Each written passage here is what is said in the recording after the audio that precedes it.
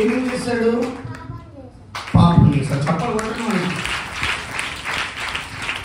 ఈ మధ్యలో ఆయన పాపం చేయలేదు. పాపం చేయలేదు. ఏం పేరు ఆయన పేరు? జీసస్. చప్పలు కొట్టడం అంటే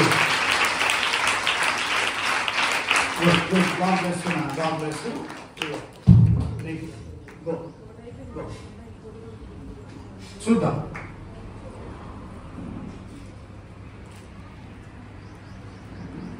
చెప్తావా?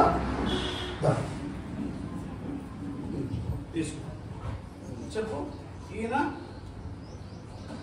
పాపం చేశాడు. ఈయన పాపం చేశాడు. ఈయన ఏం చేస్తాడు? దొంగ.